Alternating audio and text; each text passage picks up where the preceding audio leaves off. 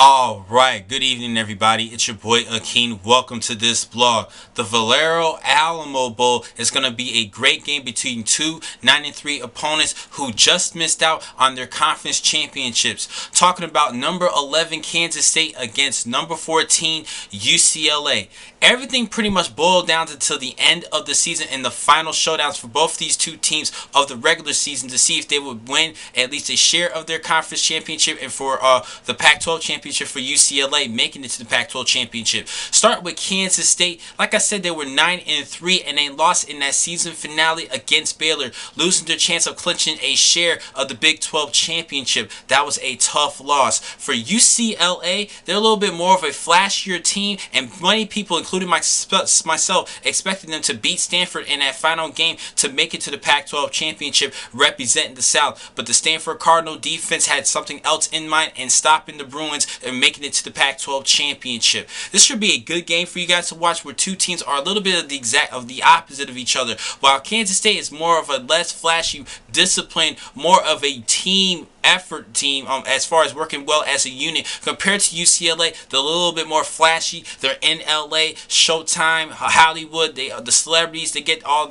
more of the celebrity status compared to Kansas State. As with Kansas State, it's more mindset. They're mentally better prepared for their matches, and they don't really have as much as skilled NFL quality players, but they still work well together as a team. Now, talking about the players for the 2014 NFL Draft, there is one player in particular for the Wildcats that I am looking at, and that is wide receiver Tyler Lockett, who was the Big 12 Special Teams Player of the Year, and he was the leading target for the Wildcats with 93 receptions for 1,351 yards and 9 scores. At 5'11", 175 pounds, I see him as a good slot receiver at the next level and will be used as a return specialist. For UCLA, Brett Hundley is the one player on the offensive side that I do like. He's one of my top 5 quarterbacks for the 2015 NFL Draft. This past season, he had just over 3,000 yards passing, 21 touchdowns, and just 5 interceptions to go along with 548 yards on the ground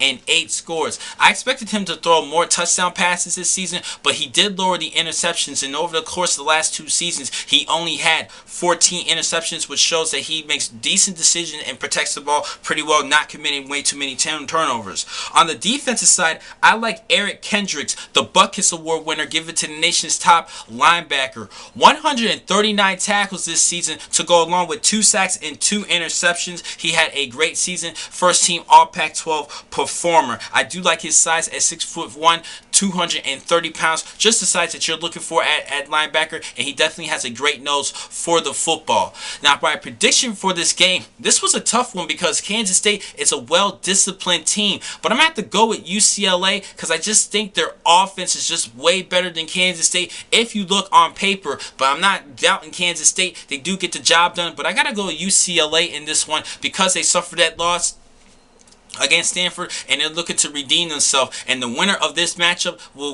have a 10-win season, and I think UCLA is just a little bit more hungry for that 10th win. So I'm going to have to go with the Bruins over the Wildcats in this matchup. Now, I have one more blog I'm going to talk about today. I'll catch you guys in just a couple of minutes. Thank you for watching this blog. I'm your man, Akeen McCall. Be easy.